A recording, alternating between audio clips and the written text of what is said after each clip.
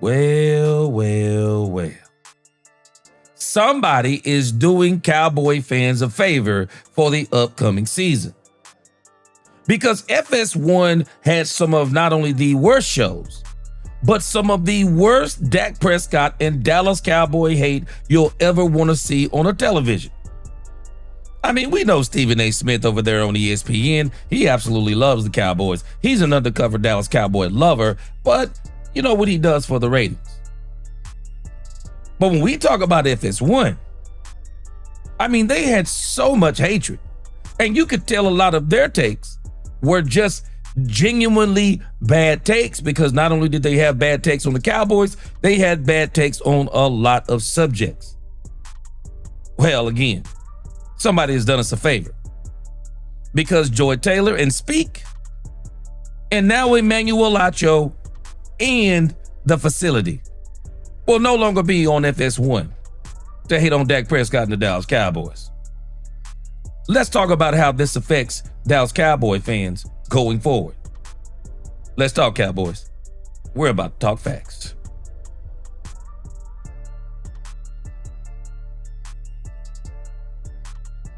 Welcome, Cowboy fans and Cowboy haters alike. I'm the G, and I'm the host of Let's Talk Cowboys, where we talk facts. And if you like this video, don't forget at the end to please like, share, subscribe, hit that notification bell so you know the next time we post another video or go live. And if you haven't become a channel member or subscriber yet, please do. We have a lot of great things coming in the future.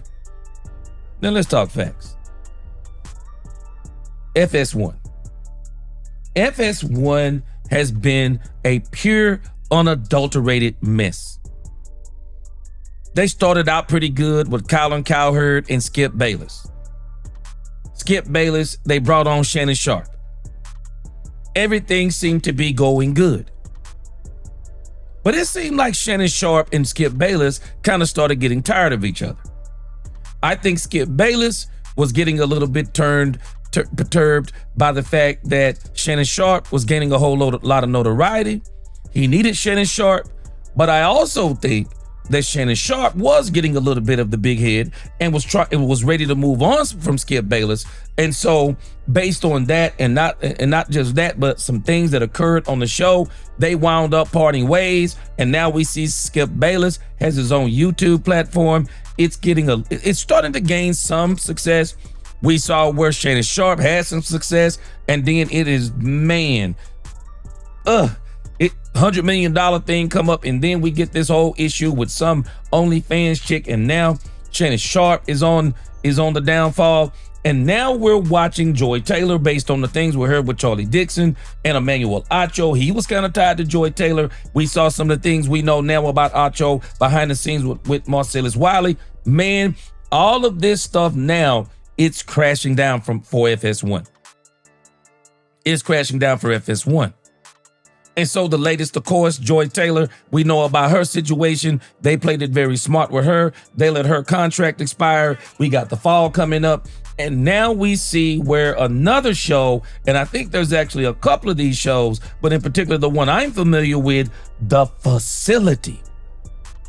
The Facility is no longer going to be. And I found a very good article that I want to share with us about this thing with The Facility. And I think it's the best article out there, because this particular article, it kind of deals with not only, I've already kind of dealt with the Joy Taylor thing. I'll link that up here, or definitely in the description for you to check out the whole issue I talked about with Joy Taylor. But I think this article does the best job of talking about everything that happened over there on FS1. And then, of course, I'll elaborate on some things in my own observation.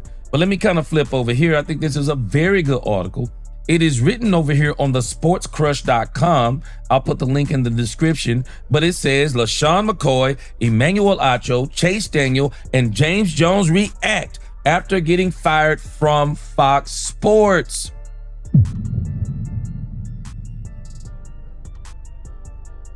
And of course, I've already talked about this article again, the one about Joy Taylor out at Fox Sports amid lineup shakeup per report. I'll link both of these in the description. But when you start dealing with this one with LaShawn McCoy, Emmanuel Acho, and Chase Daniels, James Jones, let me tell you something. I think FS1 made a very huge mistake.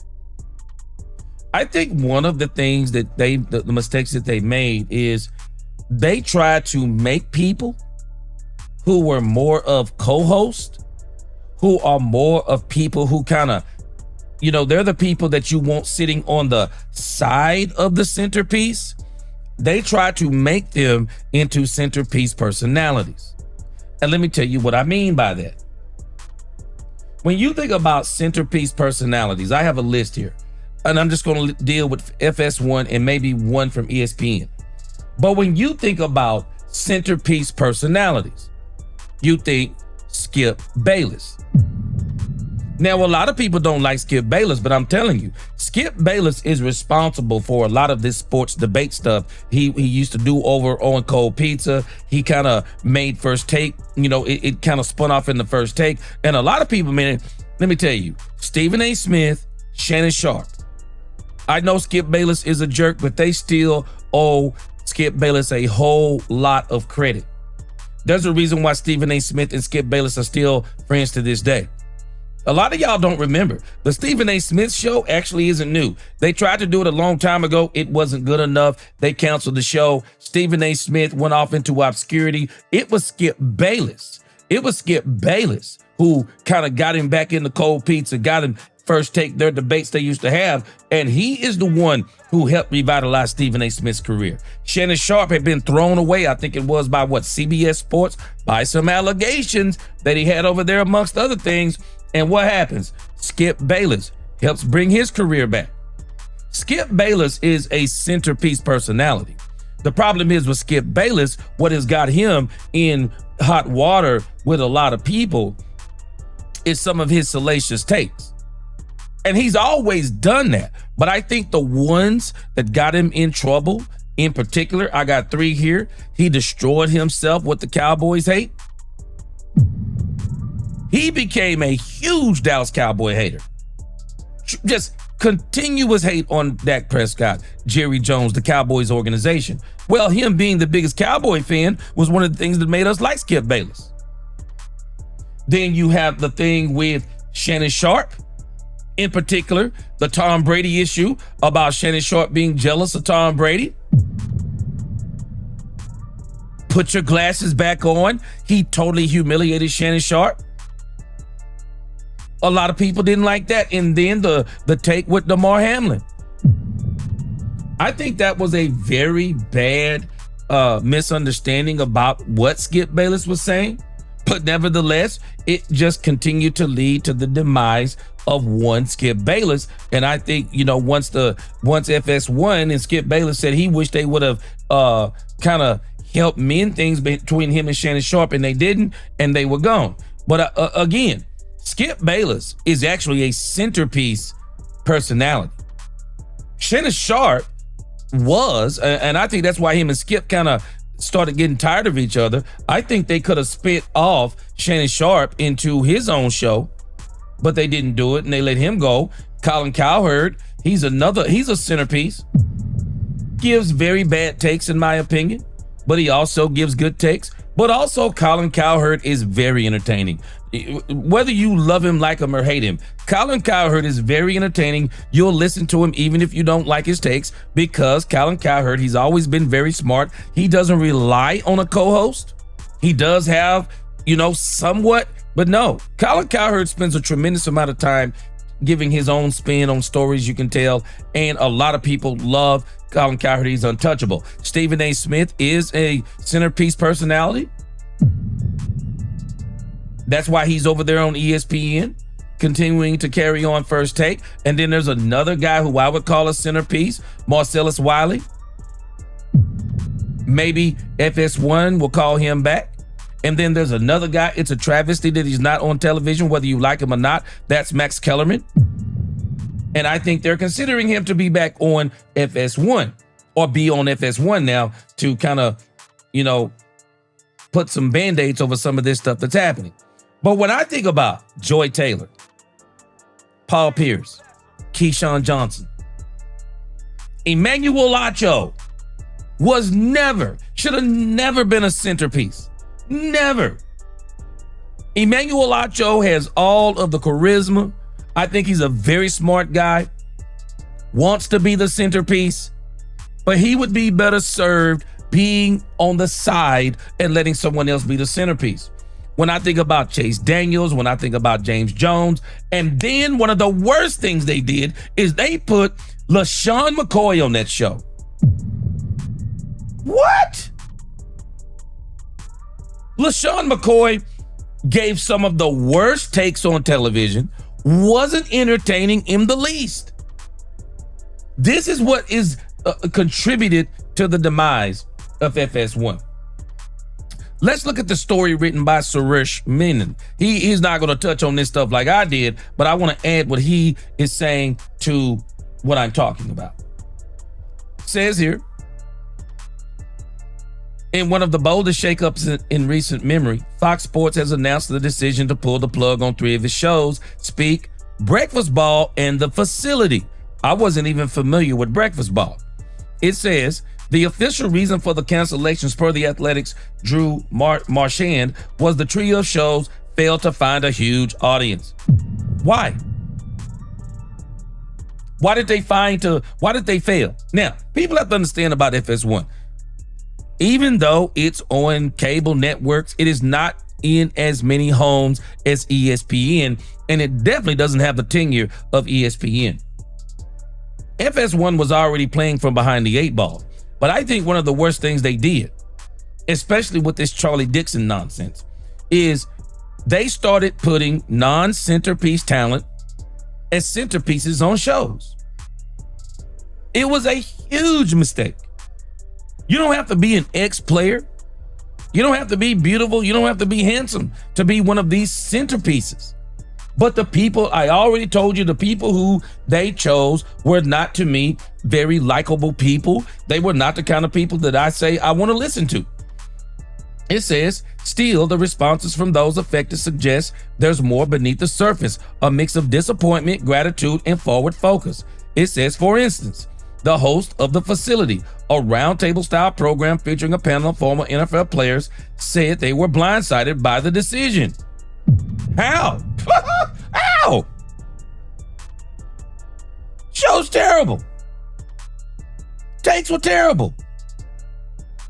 It says the entire cast, LaShawn McCoy, Emmanuel Acho, Chase Daniel, and James Jones, took to X to share their unfiltered reactions. And this is the stuff that I like. It says among the first to break the silence on this topic was LaShawn McCoy, who reacted in a classic shady fashion. He says, dang, fired on my day off. Well, put me on the trading block, he joked. It is a joke. Who in the world wants Shady McCoy? I don't understand. It says clearly blindsided by the news. It says, but it wasn't all last, as McCoy also acknowledged what's next.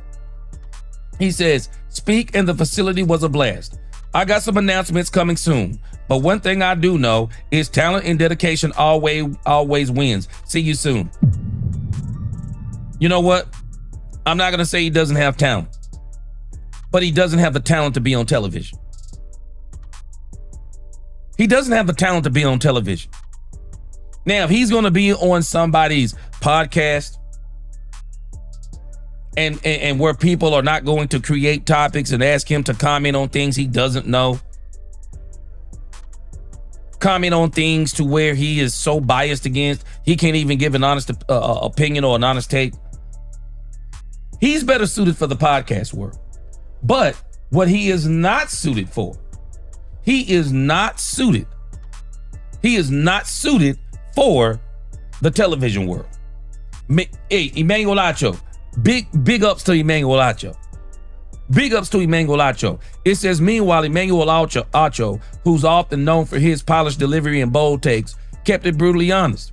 He admitted the insufficient ratings of the show on the Fox network, in the Fox Sports network. He says, in sports, when you're not good enough, you get cut. In TV, when you're not good enough, you get canceled. Man, much respect to him. Much respect to him.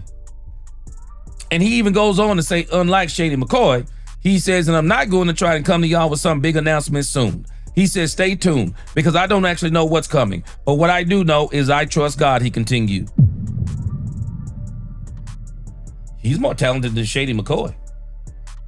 He is way more talented than Shady McCoy. And anybody who's considering Shady McCoy before him, they need to have their heads checked. But this is Emmanuel Acho over here on X. I mean, hey, big ups to him.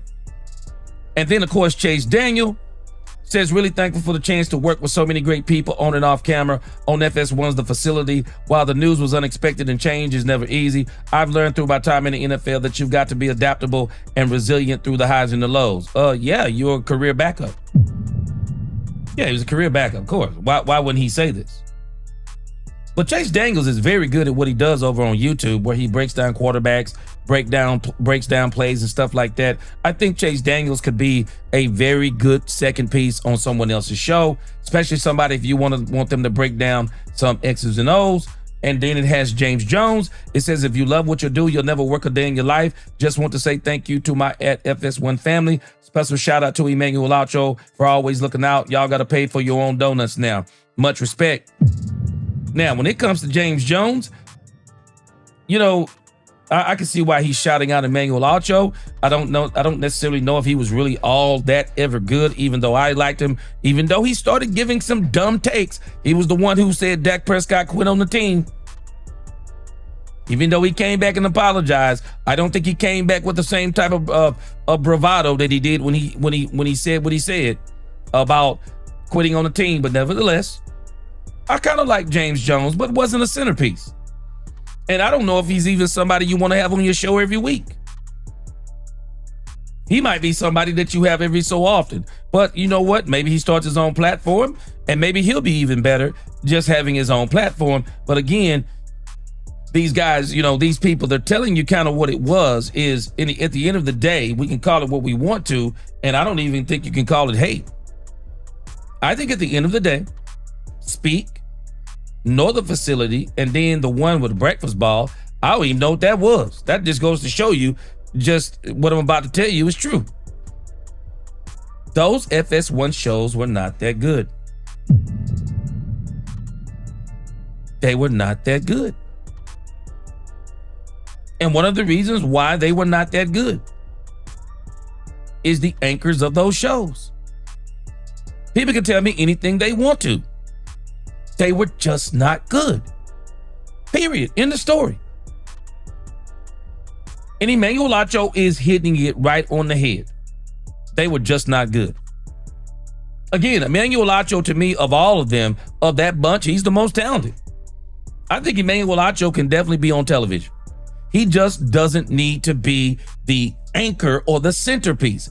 And I think that's where FS1 messed up. See, they pushed out Marcellus Wiley for Emmanuel Acho, when in actuality, they probably should have found a way to keep them together rather than Charlie Dixon stabbing Marcellus Wiley in the back so that he could feed the ego of Emmanuel Acho. So, again, they will no longer be on television to hate on the Dallas Cowboys and Dak Prescott. We won't have to worry about any of their crazy takes from week to week to week. We won't have to worry about them trying to jump on whatever's hot and jump on whatever bandwagon to try to gaslight people. We don't have to worry about them. Again, I'm pretty sure, you know, it's kind of hard to kind of, you know, some people be kind of tripping. These guys got money, man. These people are going to land on their feet. They've made names for themselves in some form or fashion. There'll always be some people who will want to listen to them. But nevertheless, at the end of the day, they're all a victim of their circumstance. There is no kind of hatred. There is nothing that got them out other than what Emmanuel Acho is saying. Their shows were just not good. Their shows were not good. And they never should have been the centerpieces of those shows. Y'all tell me what you think about these shows being off the air. I'm telling you this, as a Cowboy fan, I'm definitely not losing any sleep. Like, share, subscribe, hit that notification bell. Until the next time, DC4L, God bless. Let's talk Cowboys, where we talk facts. Peace.